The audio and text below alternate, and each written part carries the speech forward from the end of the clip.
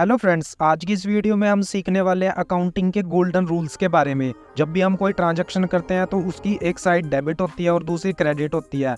किस साइड को हमें डेबिट करना है और किस साइड को हमें क्रेडिट करना है, ये जानने के लिए हमें जो है गोल्डन रूल्स के बारे में पता होना चाहिए। तो आज की इस वीडियो में मैं आपको बताऊंगा कि अकाउंटिंग के गोल्डन रूल्स क्या हैं और इनका यूज़ करके हम कैसे पता लगा सकते हैं कि क्या साइड हमारी डेबिट होगी और क्या क्रेडिट होगी। अगर ये वीडियो आप पूरी देखते हो तो डेबिट क्रेडिट से रिलेटेड जितने भी आपके डाउट हैं वो सारे के सारे मैं इस वीडियो में क्लियर कर दूंगा।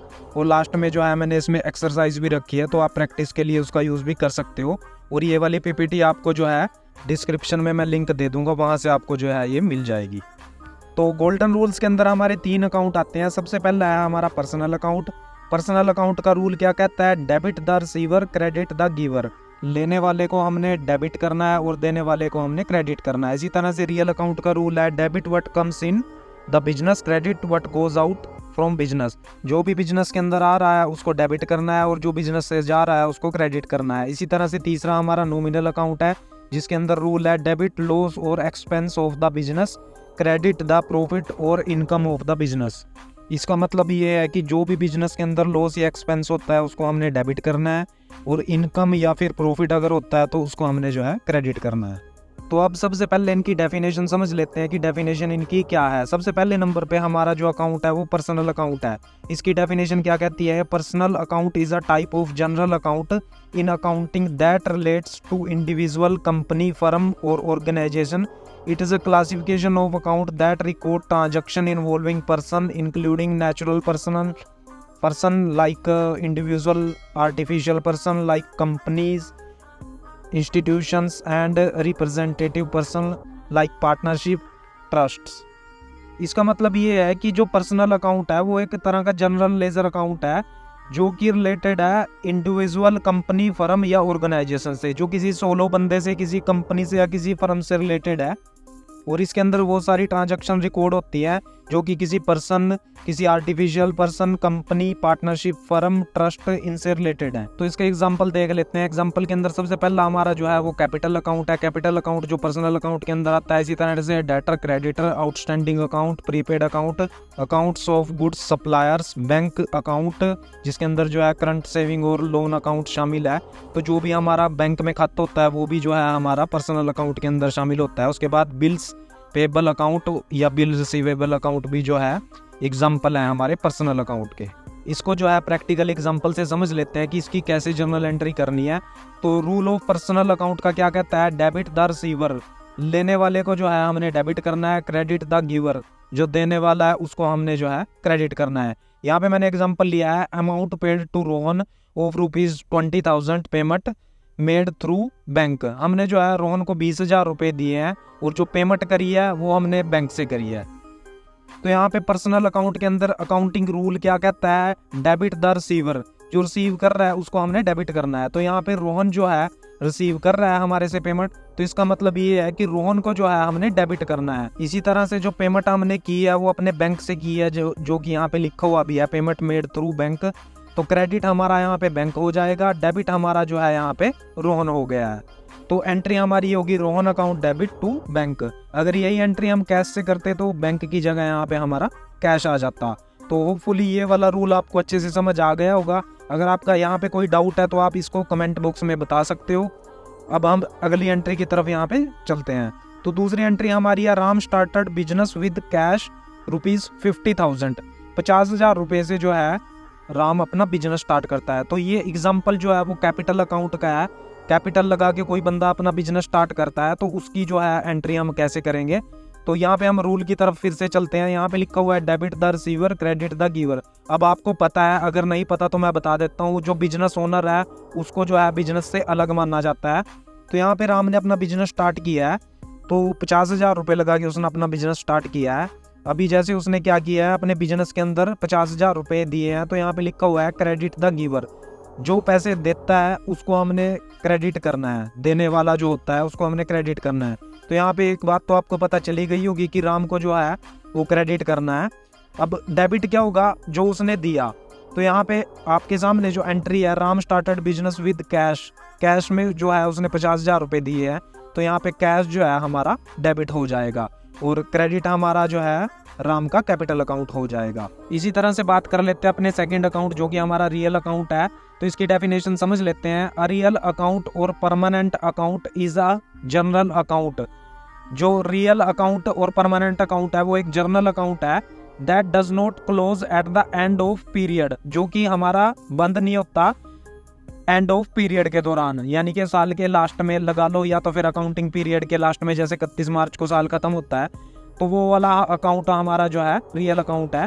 Real account stay open, accumulate balance and carry over into the next period और ईयर। ये जो है नेक्स्ट पीरियड के लिए कैरी फॉरवर्ड हो जाता है। इसके एग्जांपल्स जो हैं cash, account receivable, account payable, fix asset, stock, loan, bank, investment. जैसे अकाउंट रिसीवेबल है तो इसका मतलब ये है जो हमारे डेटर हैं, अकाउंट्स पेबल जो हमारे क्रेडिटर हैं, तो ये जो है सालों साल कैरी फॉरवर्ड होते रहते हैं। तो इसका अगर मैं शॉर्ट में आपको डेफिनेशन बताऊं तो रियल अकाउंट वो अकाउंट है जो भी वस्तु या किसी प्रोडक्ट को हम छू सकते हैं, देख सकते हैं, उसका जो भी अकाउंट खुलता है उसको हम रियल अकाउंट कहते हैं। तो इसके रूल के बारे में हम बात कर लेते हैं। Debit what comes into the business, credit what goes out of the business. जो बिजनेस के अंदर आ रहा है उसको हमने डेबिट करना है, जो बिजनेस के अंदर से जा रहा है उसको हमने क्रेडिट करना है। पहले नंबर पे एग्जांपल जो है परचेज फर्नीचर ऑफ रुपीज 10,000 रुपये। 10,000 रुपये का हमने फर्नीचर खरीदा है, तो बिजनेस के अंदर ये क्या कर रहा है, आ रहा है, तो पहला रूल इस पे अप्लाई हो जाता है, debit what comes into the business. Business के अंदर जो है फर्नीचर आ रहा है, तो हमने क्या किया है, परचेज किया है फर्नीचर 10,000 रुपये का, तो हम क्या करेंगे, फर्नीचर अकाउंट डेबिट करेंगे। उसके बाद जो जिस भी हिसाब से हमने उसकी पेमेंट करी है, चाहे हमने कैश करी है चाहे हमने बैंक से करी है, तो 2 में जो है क्रेडिट हम कर देंगे उसको। जैसे यहाँ पे लिखा हुआ है मैंने फर्नीचर अकाउंट डेबिट 2, अगर कैश से करी है तो यहाँ पे कैश लिख देंगे, अगर बैंक से करी है तो यहाँ पे हम बैंक लिख देंगे। इसी तरह से हम बात कर लेते हैं अपने दूसरे एग्जाम्पल की, जो कि है sale goods on credit of rupees 5,000 to Amit. Amit को जो है हमने 5,000 रुपये की गुड्स जो है वो सेल करी है। अब इसकी क्या एंट्री बनेगी, जर्नल एंट्री इसकी क्या बनने वाली है, तो यहाँ पे जो है सेकंड नंबर पे जो हमारा रूल लिखा हुआ है, credit what goes out of business. जो बिजनेस के अंदर से गो हो रहा है, मतलब बाहर जा रहा है, गोज आउट, बिजनेस से जो आउट हो रहा है उसको हमने जो है क्रेडिट करना है। तो ये बात तो आपको पता चली गई है कि हम उसको माल बेच रहे हैं, इसका मतलब स्टॉक या गुड्स वो हमारी क्रेडिट होने वाली है। तो डेबिट क्या होने वाला है, जिसको हम सेल करने वाले हैं। अगर तो वहाँ पे पर्सन का नाम लिखा हुआ है तो आपने उसका नाम लिख देना है। तो मोस्टली जो है अगर उधार में हम माल बेचते हैं तो वहाँ पे नाम लिखा आता है पर्सन का। अगर हमने कैश सेल किया है तो वहाँ पे हमारा कैश आ जाता है। तो हमने जो है उधार माल सेल किया है, तो इसलिए हमने एंट्री यहाँ पे डाल लिया है, Amit account debit to sale, और ब्रैकेट में मैंने यहाँ पे गुड्स लिख दिया ताकि आपको जो है अच्छे से समझ आ जाए, क्योंकि गुड्स से हमारी जो है गोज आउट हो रही है बिजनेस के अंदर से।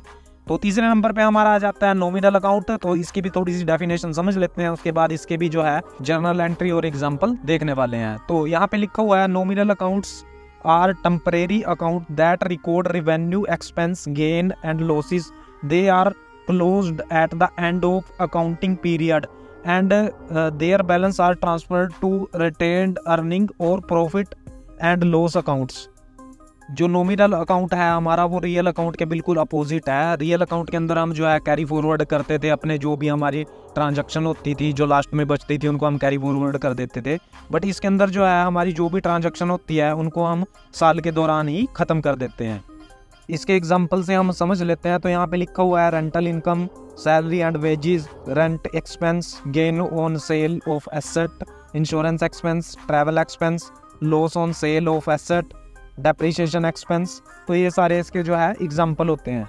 इन शॉर्ट में अगर मैं बात करूँ तो साल के दौरान जो भी हमारे रेवेन्यू, एक्सपेंस, गेन, लॉस जो भी होता है वो उनको जो है हम नॉमिनल अकाउंट के अंदर बुक करते हैं। नॉमिनल अकाउंट का रूल क्या कहता है, डेबिट द लॉस और expense of the business, credit the profit और इनकम ऑफ द बिजनेस। जो भी बिजनेस को लॉस या फिर एक्सपेंस होता है उसको हमने डेबिट करना है, और जो भी बिजनेस को प्रॉफिट या फिर इनकम होती है उसको हमने जो है क्रेडिट करना है। तो यहाँ पे मैंने इसके एग्जाम्पल भी दो लिए हुए हैं, तो देख लेते हैं। सबसे पहले यहाँ पे मैंने पहला एग्जाम्पल लिखा हुआ है, rent receive via a cheque of rupees 10,000 रुपये। 10,000 रुपये हमने रेंट रिसीव किया है, वो भी चेक से। तो यहाँ पे आपके सामने जो है 10,000 रुपये जो रेंट के हमें रिसीव हुए हैं वो हमारी इनकम है। तो रूल के हिसाब से यहाँ पे लिखा हुआ है क्रेडिट द प्रॉफिट और इनकम ऑफ द बिजनेस। अगर बिजनेस को कोई भी इनकम रिसीव हुई है या फिर प्रॉफिट हुआ है तो उसको हमने जो है क्रेडिट करना है। फॉर एग्जांपल आपकी एक कंपनी है, आपने दूसरी कंपनी अपनी जो है रेंट पे दी हुई है जिसका किराया आपको जो है 10,000 रुपये मिलता है। तो यहाँ पे आपने रूल अप्लाई क्या करना है, रेंट हमें रिसीव हुआ है तो इसका मतलब ये है कि हमारी ये इनकम है, तो ये तो हमें पता चल गया है। रेंट रिसीव जो है हमारा क्रेडिट होने वाला है, तो डेबिट क्या होने वाला है, डेबिट हमारा बैंक होने वाला है, क्योंकि हमने जो पैसे रिसीव किए हैं वो बैंक के थ्रू किए हैं। बैंक में हमने जो है चेक लगाया था और रेंट के पैसे जो है हमने ये रिसीव किए हैं। तो एंट्री यहाँ पे हमारी बन जाएगी bank account debit to rent account. इसी तरह से अगला एग्जांपल ले लेते हैं, पेड ट्रैवलिंग एक्सपेंस ऑफ ₹1,000 रुपये के हमने ट्रैवल एक्सपेंस पे किए हैं। तो अकाउंटिंग रूल के हिसाब से डेबिट द लॉस और एक्सपेंस ऑफ द बिजनेस, जो भी बिजनेस का लॉस या एक्सपेंस हो रहा है उसको हमने डेबिट करना है। तो यहाँ पे आपने क्या करना है, ट्रैवलिंग एक्सपेंस को डेबिट कर देना है। उसके बाद क्रेडिट आपने वो करना है जिसके थ्रू भी आपने पेमेंट करी है। तो हमने जो है अगर कैश से पेमेंट करी है तो यहाँ पे कैश आ जाएगा, और अगर बैंक से करी है तो यहाँ पे बैंक आ जाएगा। तो मैंने यहाँ पे दोनों लिख दिए हैं, जिस भी हिसाब से आपका खर्च होता है आपने उस हिसाब से यहाँ पे आप उसको लिख देना है। फॉर एग्जांपल अगर आपने कैश में पेमेंट करी है तो यहाँ पे travelling expense account debit to cash हो जाएगा, अगर बैंक से करी है तो travelling expense account debit to. तो इस तरह से आप जो है अगर कोई भी ट्रांजैक्शन करते हैं तो उसको डेबिट आपने करना है या क्रेडिट आपने करना है। तो इन रूल को पढ़ के आप जो है आसानी से उसको डेबिट या क्रेडिट सही तरीके से कर सकते हो। उसके बाद यहाँ पे मैंने आपको जैसे कि शुरू में बताया था वीडियो के कुछ एग्जांपल मैंने यहाँ पे लिखे हुए हैं। तो ये वाली पीपीटी आपने जो है डिस्क्रिप्शन में जाके डाउनलोड कर लेनी है, वहाँ से जो भी मैं लिंक दूंगा। उसके बाद आपने ये सारे की सारी जो भी जर्नल एंट्री हैं इनको आपने बनाना है, लिखना है कि क्या डेबिट करना है क्या क्रेडिट करना है। उस दौरान अगर आपको कोई भी प्रॉब्लम आती है, कोई भी दिक्कत आती है, एंट्री समझ नहीं आती, तो आपने कमेंट बॉक्स में उसको बता देना है, मैं उसका आपको जो है सोल्यूशन प्रोवाइड करा दूंगा। होपफुली वीडियो आपके लिए वैल्यूएबल रही होगी, अगर रही है तो आप इसको लाइक कर सकते हैं, और अगर आप चैनल पर नए हो तो इस चैनल को सब्सक्राइब भी कर सकते हैं।